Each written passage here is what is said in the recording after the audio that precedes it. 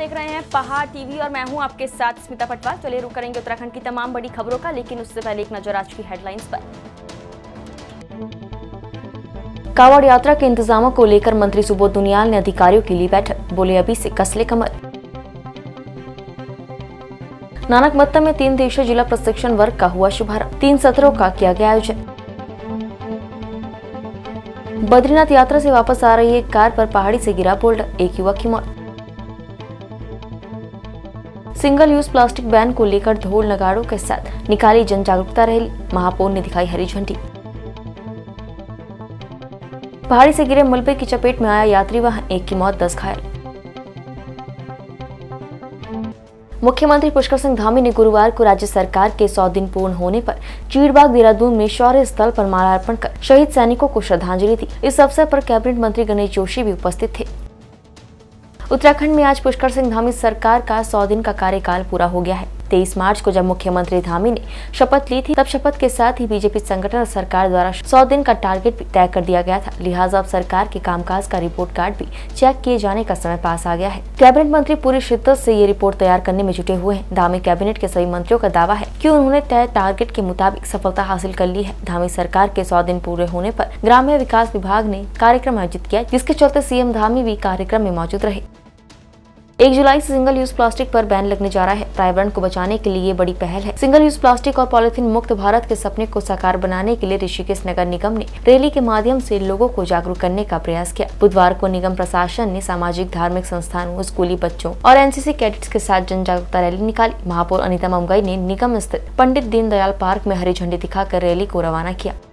देख रहे होंगे कि सिंगल यूज प्लास्टिक को बंद करने के लिए देश के यशस्वी प्रधानमंत्री नरेंद्र भाई मोदी ने 2016 से ही इसकी एक मुहिम चलाई थी, सभी से आग्रह किया था और लगातार वो इसके लिए जो कंपनियां सिंगल यूज प्लास्टिक बनाती हैं और पॉलीथीन बनाती हैं, उनसे लगातार संपर्क में रहे, देश से लगातार पर्यावरण को बचाने के लिए आग्रह करते रहे, क्योंकि वो एक दूरगामी सोच रखने वाले व्यक्ति हैं। वो समझते हैं कि यदि आज हमने पर्यावरण को नहीं बचाया तो कल हमारे आने वाली पीढ़ियों के लिए कुछ भी नहीं बचेगा। तो अब 5 जून को पर्यावरण दिवस के दिन देश के यशस्वी प्रधानमंत्री नरेंद्र भाई मोदी जी ने सभी से विनम्रतापूर्वक आग्रह किया था कि कहीं पे भी सिंगल यूज प्लास्टिक 1 जुलाई से ना दिखे, उसको पूरी तरह से बंद करना है। नगर निगम ऋषिकेश लगातार उसी को देखते हुए लगातार जन जागरूकता अभियान और उसके प्रचार प्रसार के लिए नुक्कड़ सभाएं, होल्डिंग बैनर के माध्यम से लगातार जो हमारे कूड़ा उठान के वाहन जाते हैं उनमें वो जो जिंगल लगती है उसमें सभी को अवेयरनेस कर रहा है। कांवड़ यात्रा के तहत इंतजामों को चाक चौबंद कराने के लिए कैबिनेट मंत्री सुबोध दुनियाल ने अधिकारियों की बैठक ली। इस दौरान उन्होंने सभी अधिकारियों को तैयारियां यात्रा शुरू होने से पहले ही सुनिश्चित कर लेने के सख्त दिशा निर्देश जारी किए। मुनि की रेती स्थित गंगा रिजॉर्ट में कैबिनेट मंत्री सुबोध दुनियाल ने टिहरी, हरिद्वार और पौड़ी जिले के आला अधिकारियों के संग बैठक की। यात्रा मार्ग पर पार्किंग, सड़क, पेयजल, चिकित्सा, सफाई व्यवस्था के मौजूदा इंतजामों का संबंधित अधिकारियों से फीडबैक लिया गया। कांवड़ को लेके जो बैठक हुई है उसमें सबसे पहले जो ट्रैफिक व्यवस्था है वो बहुत दुरुस्त रखने के माननीय मंत्री जी द्वारा निर्देश दिए गए। उसके अलावा पार्किंग व्यवस्था पर्याप्त रहे, शौचालय की व्यवस्था, साफ़ सफाई की व्यवस्था, इन सब के संबंध में उनके द्वारा निर्देश दिए गए हैं और बैरिकेटिंग जिन पॉइंट्स पे होती है तो इस प्रकार से सभी का अनुपालन किया जाएगा। पुलिस की पर्याप्त व्यवस्था रहेगी, लॉ एंड ऑर्डर पे स्ट्रिक्ट नज़र रखने को कहा गया और मॉनिटरिंग की जाएगी। राज्य सरकार के 100 दिन पूरे होने पर खानपुर ब्लॉक में लाभार्थी सम्मान कार्यक्रम का आयोजन किया गया। इस दौरान मुख्य अतिथि के रूप में पहुंचे खानपुर विधायक उमेश कुमार के द्वारा प्रधानमंत्री आवास योजना के अंतर्गत ग्रामीण आवास के लाभार्थियों को उनके आवास की चाबी सौंपी गई और क्षेत्रवासियों की समस्याएं भी सुनी गई। विधायक उमेश कुमार ने बताया कि सरकार के 100 दिन पूरे होने पर लाभार्थी सम्मान कार्यक्रम में वो आज पहुँचे हैं। इस दौरान उन्होंने कहा कि खानपुर विधानसभा का हर संभव विकास कराया जाएगा। प्रधानमंत्री आवास योजना के तहत जो आवासों की चाबी आवंटित की जानी थी, बर्तनों के जो पैसे आवंटन किया जाना था, उनका कार्यक्रम था और सरकार के 100 दिन, उत्तराखंड सरकार के 100 दिन पूरे होने पर ये कार्यक्रम रखा गया था। तो उसमें जो लोग लाभान्वित हुए हैं उन लोगों को चाबियां दी गई हैं और बर्तनों के लिए पैसे का भुगतान किया गया है। ये कार्यक्रम था। उत्तरकाशी नगर क्षेत्र में कूड़ा निस्तारण को लेकर नगर पालिका सभागार में महासभा संपन्न हुई। महासभा में भी पालिका प्रशासन शहर में कूड़ा निस्तारण को लेकर कोई ठोस हल नहीं निकल पाया। महासभा में पहुंचे शहर वासियों ने गंगोत्री हाईवे पर तांबा खाड़ी सुरंग के बाहर से हर हाल में कूड़े को हटाने की मांग रखी। केदारनाथ धाम में मानसून ने पूरी तरह से दस्तक दे दी है। जहां केदार नगरी कोहरे की चपेट में है, वहीं केदारनाथ धाम के लिए संचालित होने वाली हेली सेवाएं भी केदार घाटी से अपना बोरिया बिस्तर समेट कर चली गई हैं। 9 हेली सेवाओं में से 3 हेली सेवाएं ही अपनी सेवाएं दे रही हैं, लेकिन धाम में मौसम खराब होने के कारण ये हेली सेवाएं भी उड़ान नहीं भर पा रही हैं। ऐसे में 1-2 दिनों के भीतर ये हेली सेवाएं भी यहाँ से चली जाएंगी। अभी तक हेली सेवाओं से 80,000 से अधिक यात्री बाबा केदार के दर्शन कर चुके हैं। वर्तमान में हमारे पास मात्र अभी 3 हेली कंपनियां काम कर रही है। इससे पूर्व 9 हेली कंपनी काम कर रही थी। 6 हेली कंपनियां अपने गंतव्य को चली गई, अमरनाथ यात्रा में वो योगदान देती हैं। और वर्तमान में चिप्सन, आर्यन और हिमालय 3 कंपनियां काम कर रही है। चिप्सन और आर्यन 30 जून तक कार्य करेगी और हिमालयन से जो हमारी वार्ता हुई है उन्होंने 10 जुलाई तक अपनी सेवाएं देने का आश्वासन दिया है। मानसून की बारिश के साथ ही पहाड़ी क्षेत्रों में भूस्खलन का खतरा बढ़ गया है। ताजा मामला केदारनाथ यात्रा के मुख्य पड़ाव मुनकटिया का है। यहाँ अचानक पहाड़ी के ऊपर से गिरे मलबे की चपेट में आकर एक वाहन दुर्घटनाग्रस्त हो गया। इस दुर्घटना में वाहन सवार 10 व्यक्ति घायल हो गए, जबकि एक महिला की मौके पर ही दर्दनाक मौत हो गई। घायलों में 4 महाराष्ट्र के अहमदनगर, 3 बिहार के पटना, 1 स्थानीय निवासी और 2 नेपाल के रहने वाले हैं। घायलों में एक 12 वर्षीय बच्ची भी शामिल है।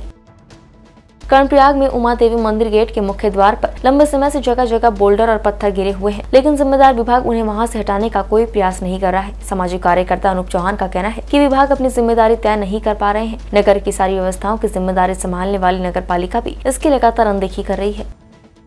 आए दिन पूरे प्रदेश के साथ ही विकासखंड मुनस्यारी में हो रही लगातार भयंकर बारिश के चलते और आकाशीय बिजली गिरने से विकासखंड मुनस्यारी तहसील बंगापानी के अंतर्गत ग्राम पंचायत कनार में बहादुर सिंह का मकान का पिछला हिस्सा ध्वस्त हो गया। पीड़ित बहुत ही गरीब है, जैसे तैसे मजदूरी कर अपने और परिवार का भरण पोषण करता है। मकान क्षतिग्रस्त होने से अब पीड़ित परिवार को काफी कठिनाइयों का सामना करना पड़ रहा है। पीड़ित परिवार शासन, प्रशासन और सरकार से मदद की गुहार लगा रहे हैं।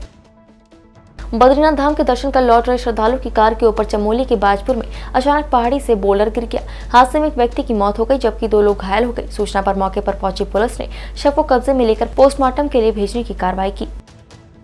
विकासखंड मुनस्यारी के अंतर्गत नाचनी मुख्य मार्केट से जनपद बागेश्वर को जोड़ने वाला पैदल झूला पुल जो 2016 की दैवीय आपदा में बह गया था, उसके बाद वहां पर एक ट्रॉली लगाई गई थी, लेकिन ट्रॉली से लगातार महिलाओं और बच्चों के साथ आए दिन दुर्घटनाएं होने की खबर सामने आ रही है। नाचनी के स्थानीय व्यापारी हरीश बथियाल से मिली जानकारी के मुताबिक उन्होंने बताया कि झूला पुल नहीं होने के कारण बीते कुछ पूर्व 2 लोगों की मृत्यु भी यहाँ पर हो चुकी है, लेकिन अभी तक सरकार के कानों में जूं तक नहीं रेंगी है। आज फिर एक महिला की ट्रॉली से उंगली कट गई और महिला काफी लहूलुहान हो गई। वहीं आसपास के लोगों द्वारा तुरंत महिला को ट्रीटमेंट के लिए डॉक्टर के पास ले जाया गया। ताज पैलेस नानकमत्ता में 3 दिवसीय जिला प्रशिक्षण वर्ग का शुभारंभ पूर्व सांसद बलराज पासी, जिला अध्यक्ष विवेक सक्सेना और पूर्व विधायक डॉक्टर प्रेम सिंह राणा ने दीप प्रज्वलित कर किया। प्रथम दिन 3 सत्रों का आयोजन किया गया, जिसमें प्रथम सत्र मुख्य वक्ता पूर्व सांसद बलराज पासी, द्वितीय सत्र पूर्व दर्जा राज्य मंत्री प्रकाश हरबोला और अंतिम सत्र सोशल मीडिया के प्रदेश संयोजक भुवन जोशी के द्वारा लिया गया। भारतीय जनता पार्टी का जो 3 दिवसीय प्रशिक्षण वर्ग चल रहा है, आज शाम 5 बजे से शुरू हुआ और 1 तारीख की दोपहर तक रहने वाला है ये। इसमें जिले के पदाधिकारी, मंडल अध्यक्ष, मंडल महामंत्री, प्रदेश पदाधिकारी, मोर्चों के जिला अध्यक्ष, जिला महामंत्री, ये अपना 12 सत्रों में 3 दिन में 12 सत्र होंगे। हर सत्र का विषय अलग अलग है। प्रशिक्षण वर्ग आम बैठकों से अलग है। इसकी एक गरिमा होती है। आपने देखा होगा मंच पे पहला उद्घाटन सत्र था, उसमें मुख्य वक्ता, जिला अध्यक्ष और विशिष्ट अतिथि बैठे थे। दूसरे सत्र में मुख्य वक्ता और उस सत्र के अध्यक्ष बैठे थे, जिला अध्यक्ष भी सामने बैठे थे और सभी पदाधिकारी सामने बैठे थे। पहले सत्र का विषय था भाजपा का इतिहास एवं विकास। दूसरा सत्र का विषय था बदलती परिस्थिति में भाजपा का दायित्व। इस तरीके से 12 विषय हमारे तय हैं। शिव का 5वां केदार कल्पेश्वर महादेव मंदिर 5 केदारों में से एकमात्र केदार है जो सबसे सुगम है, जहां 12 महीने भक्त पंचबद्री ध्यान बद्री के साथ पंच केदार कल्पेश्वर महादेव मंदिर का दर्शन करते हैं। स्थानीय लोगों का कहना है कि उत्तराखंड पर्यटन विकास परिषद द्वारा सेफ सर्किट से कल्पेश्वर महादेव मंदिर को हटाया गया है, जिसका उर्गम घाटी विरोध करती है। उत्तराखंड पर्यटन विकास परिषद द्वारा सेफ सर्किट में गढ़वाल कुमाऊं के शिव मंदिर समेत 4 केदार बाबा केदारनाथ, मध्य महेश्वर, टुंगनाथ, रुद्रनाथ को जोड़ा गया है। केवल पंच केदार कल्पेश्वर महादेव मंदिर को हटाया गया है। एक तरफ पर्यटन मंत्री सतपाल महाराज उर्गम घाटी को पर्यटन सर्किट बनाने की बात करते हैं और दूसरी तरफ सेफ सर्किट से पंच केदार हटा देते हैं। पर्यटन परिषद द्वारा गढ़वाल और कुमाऊं के मंदिरों को जोड़कर सेफ सर्किट बनाया गया है, जिसमें पंचम केदार कल्पेश्वर महादेव मंदिर को हटाया गया है, जबकि केदारनाथ, मध्यमेश्वर, तुंगनाथ और रुद्रनाथ को इसमें जोड़ा गया। केवल पंचम केदार कल्पेश्वर महादेव मंदिर को हटाया गया है, जिसका उद्गम घाटी विरोध करती है। पंच केदार में एकमात्र मंदिर है कल्पेश्वर महादेव, जहाँ शिव की जटा की पूजा होती है और शिवरात्रि मनाई जाती है। और बड़े दुर्भाग्य का विषय है कि वर्तमान समय में जो शैव सर्किट बनाया गया उससे पंचम केदार, जहाँ शिव की जटा की पूजा होती है, उसको शैव सर्किट से हटाया गया है। उत्तराखंड राज्य में मानसून की दस्तक से एक और जहां आम जीवन अस्त व्यस्त है, तो वहीं कालाडूंगी के राजस्व विभाग ने आपदा प्रबंधन को लेकर सभी तैयारियां तेज कर दी है, जिसके तहत कालाडूंगी उप जिलाधिकारी रेखा कोहली के निर्देशन में 4 बाढ़ चौकियां और एक कंट्रोल रूम बनाया गया है, जिसे खुद तहसील प्रशासन की ओर से संचालित किया जाएगा। कालाडूंगी तहसील अंतर्गत मैदानी क्षेत्रों सहित प्रवर्तित क्षेत्र भी आते हैं, जिसके चलते कालाडूंगी तहसील अंतर्गत बाढ़ प्रभावित क्षेत्र अधिक होने के चलते प्रशासन द्वारा सभी व्यवस्थाएं चुस्त दुरुस्त कर दी है। हमारी तरफ से पूरी की जा चुकी है। इसके तहत हमारी जो 4 हमारी बाढ़ चौकियाँ बनाई गई हैं और हमारी तहसील में कंट्रोल रूम बनाया गया है।